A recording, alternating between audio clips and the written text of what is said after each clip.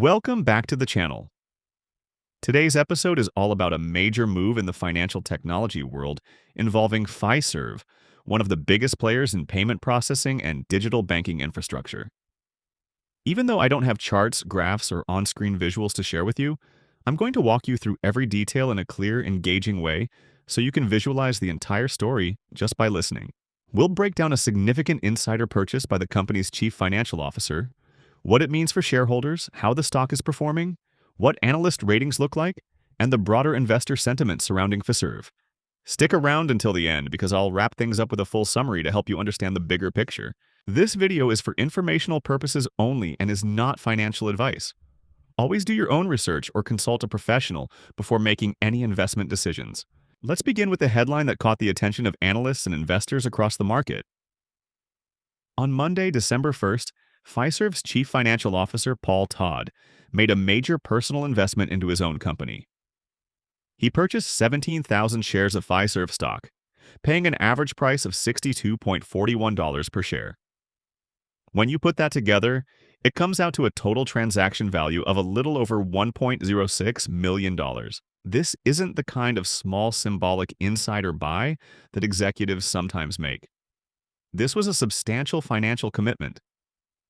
After the purchase, the CFO's total direct ownership increased to 2,453 shares, and based on recent prices, that stake is valued at roughly $1.52 million. The move represents more than a 228% increase in his position, which is something analysts pay close attention to because insider activity often signals insider confidence. Like all major corporate insider trades, this acquisition was filed with the SEC, and that public disclosure allows all investors to see exactly what leadership is doing behind the scenes. These types of filings aren't just paperwork. Markets frequently respond to them because insider buying is often interpreted as a sign that executives believe their stock is undervalued or poised for long-term growth. Now let's shift to the market performance.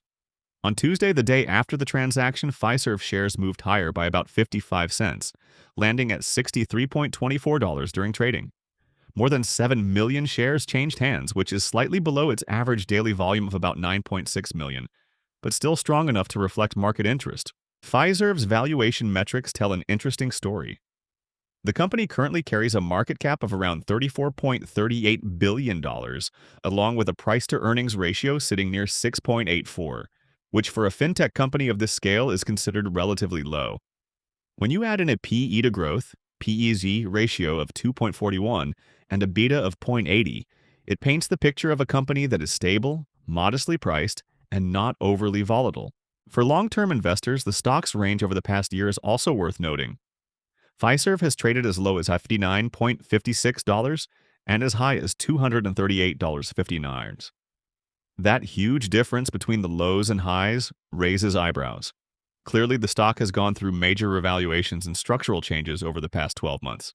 Meanwhile, the company's technical indicators show that the 50-day simple moving average sits around $95.61, while the 200-day simple moving average is significantly higher at $132.20.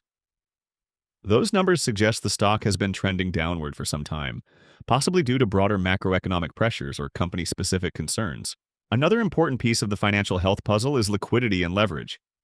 Fiserv's debt-to-equity ratio stands at 1.15, meaning the company does utilize debt but not excessively. Both its current ratio and quick ratio are at 1.08, indicating that Fiserv has just enough short-term assets to cover its near-term liabilities. It's not overly conservative, but it's not in dangerous territory either. Now let's discuss earnings. Fiserv released its quarterly results on March 26th. The company posted earnings per share of $1.91, alongside quarterly revenue of roughly $432 billion. These numbers show a company that is still maintaining strong operations. Its return on equity sits at 19.47%, which signals the management is generating solid returns on shareholder capital. Additionally, Fiserv's net margin of 17.05% demonstrates steady profitability considering the competitive nature of the fintech sector. Analysts on Wall Street have weighed in heavily on Fiserv as well. Several rating changes came in over the course of October and November. B. rightly downgraded the stock from buy to neutral. Wells Fargo moved its rating to hold.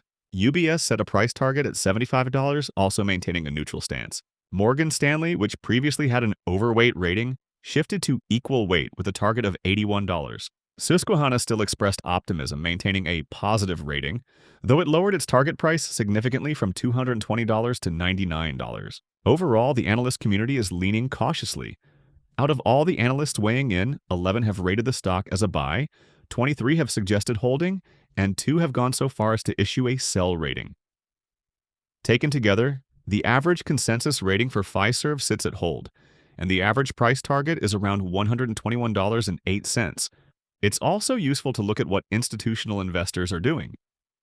Roughly 91% of Fiserv's stock is held by institutions, which reinforces the perception that the company is seen as a stable long-term investment.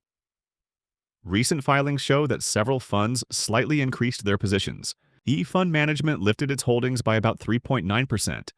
La Salle Saint Investment Advisors bumped theirs up by 5.1%. Sageview Advisory Group also added shares, and 17 Capital Partners expanded its stake by nearly 1%. Hemington Wealth Management increased its shares by 8.3% during the same period. While these may not be massive increases, they show that institutional investors are incrementally boosting their exposure rather than exiting the stock. So, what's the bigger message here? The CFO's million-dollar insider purchase is a bold move that signals internal confidence during a period of depressed stock prices. The company continues to deliver strong revenue, solid margins, and respectable returns, even as analysts adopt a more cautious stance. While the stock has fallen significantly from its highs, institutional investors are still increasing their long-term positions. In short, Fiserv appears to be navigating a transitional period. Its leadership is buying heavily, the fundamentals remain sound, and large investors aren't backing away. Whether the stock rebounds or stabilizes at lower levels will depend heavily on upcoming earnings, macroeconomic conditions, and how well the company maintains its growth in digital financial services. Thanks for watching. If you found this helpful, don't forget to like, subscribe, and hit the bell so you don't miss any updates. See you in the next video.